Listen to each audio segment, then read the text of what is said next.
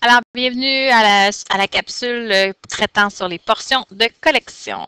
Tout d'abord, je peux venir chercher une fraction de collection. Donc, si dans le cas qui m'occupe, je cherche 3/4 de 800, donc comment je pourrais représenter 3/4 de 800? Bien, ça serait tout d'abord de venir me chercher un entier séparé en quarts, parce que je cherche des quarts ici, et d'identifier que mon entier au total, bien, c'est le 800 qui est là, c'est mon entier. Et moi, j'en cherche les 3/4. Donc, ici, 1/4, 2/4 et 3/4 d'entier. Maintenant, est-ce que je connais la valeur de 3/4 de 800? Pas encore, puisque je ne connais pas la valeur de chaque quart. Donc, je ne peux pas déterminer la valeur des 3/4. Pour faire ça, je vais venir répartir équitablement mes 800 jetons, bonbons, dollars, peu importe, dans mes quarts, de façon à savoir il y a combien dans chaque quart. Donc, 800 divisé par 4, ça c'est un calcul qui se fait mentalement, ça me donne 200. Donc, j'ai 200 ici qui est caché dans chacun des quarts. Par vérification, je pourrais faire 200 plus 200 plus 200 plus 200. Ça me donne effectivement mes 800. Tantôt, moi, ce qui m'intéressait, c'était 3/4 de 800. Je les ai identifiés en bleu. Donc, pour savoir la valeur de ça, je pourrais faire 200 plus 200 plus 200 qui me donne 600. Ou alors, utiliser la multiplication, j'ai 200 fois 3 qui me donne tout autant 600. Donc, à la question ici, ou pour la phrase mathématique 3/4 de 800, quelle serait ma réponse? Ma réponse serait 600. Je peux aussi me faire demander un nombre décimal de collection. Dans ce cas-ci, je cherche 28 centièmes de 180. Et on a vu qu'en mathématiques, le 2 était l'équivalent de la multiplication. Donc, en sachant ça, je peux reprendre exactement les mêmes termes ici.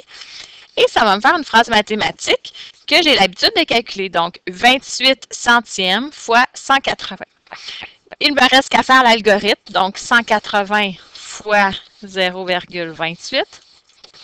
Et je calcule ça comme d'habitude. Donc, 8 fois 0, 0. 8 fois 8, 64, retenu de 6. 8 fois 1, 8, plus 6, 14. Je bloque pour me rendre ici.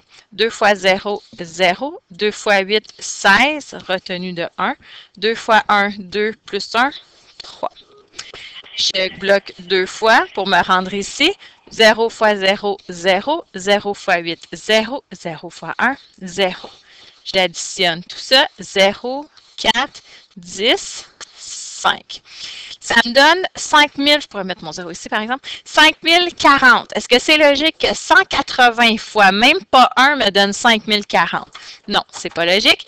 J'avais deux nombres après la virgule. Je dois me retrouver aussi avec deux nombres après la virgule.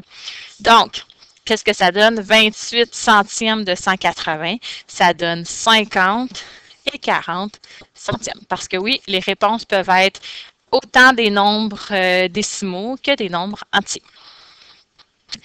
Maintenant, je peux avoir aussi un pourcentage de collection. Et là, il y a deux façons de faire. La première façon, ce serait de passer par la fraction. Parce qu'un pourcentage, on sait que ça peut être une fraction aussi, notamment une fraction sur 100. Donc, 40 centièmes, 40%, c'est la même chose que 40 sur 100. Par contre, je vais tenter de travailler avec des fractions plus petites. Ça va toujours être plus facile de les représenter d'une part, puis après ça, de les calculer. Donc, 40%, 40 sur 100, c'est-à-dire est-ce que c'est possible de réduire? Ben oui, par 10 déjà, ça va me donner 4 dixièmes. Et c'est facile de réduire encore une fois si je divise par 2 en bas et que je divise par 2 en haut, ça me donne aussi 2 cinquièmes. Donc, 2 cinquièmes, c'est l'équivalent de 40%. Tout ce que j'ai à faire maintenant, c'est de le mettre dans ma phrase mathématique. Donc, au lieu de dire 40% de 2 dixièmes, moi, ce que je vais faire, c'est chercher 2 cinquièmes de 210. En fait, c'était 40% de 210 et là, je vais chercher 2 cinquièmes de 210 qui est vraiment la même chose. Bien, 2 cinquièmes de 210, ça ressemble étrangement à ce qu'on avait vu tantôt. Alors, je peux venir chercher un entier séparé en cinquièmes, parce que là, je cherche 2 cinquièmes. Et si j'avais à à mettre ça dans un schéma ici, bien, mon entier vaut combien? Il vaut 210. Et j'en cherche les 2 cinquièmes, donc 1 cinquième, 2 cinquièmes. Maintenant, je ne connais toujours pas la valeur de 2 cinquièmes. Je l'ai représenté sous forme de dessin, mais je ne connais pas la valeur de chaque cinquième, combien est caché dans chaque cinquième pour qu'ensemble, ça donne 210. Donc, il suffit pour moi maintenant, il s'agit de venir répartir équitablement mon 210 à travers mes cinquièmes. Donc, 210 divisé par 5, je le fais rapidement. Donc, ici, il y a un 20 qui est caché là, 0. Pour 10, pour 2. Alors, il y a 42 qui est caché. Et quand je fais 42 fois 5, ça me donne vraiment 210. Maintenant, je ne cherchais pas qu'un seul cinquième, je cherchais, moi, 2 cinquièmes. Donc, il va falloir que je détermine la valeur. Donc, je vais devoir faire 42 plus 42 pour 84. Ou alors, passer par la multiplication, 42 fois 2, qui me donne tout autant, 84. Alors, 2 cinquièmes de 210 serait 84 et ici, 40% de 210 serait également 84. Le même problème pourrait se poser, donc je suis toujours avec 40% de 210, mais cette fois-ci, je vais passer par le nombre décimal. Donc, 40%, c'est la même chose que 40 centièmes écrit de cette façon-là. Le 2 en mathématiques étant 1 fois, je pourrais me retrouver avec cette phrase mathématique qui est l'équivalent de celle-ci. Donc, ça revient au même, mais celle-ci, je peux la calculer maintenant à l'aide d'un algorithme. Alors, l'algorithme serait 210 fois 40 centièmes. 0 fois 0, 0, 0 fois 1, 0, 0 fois 2, 0. Je bloque, je me retrouve ici avec mes dixièmes.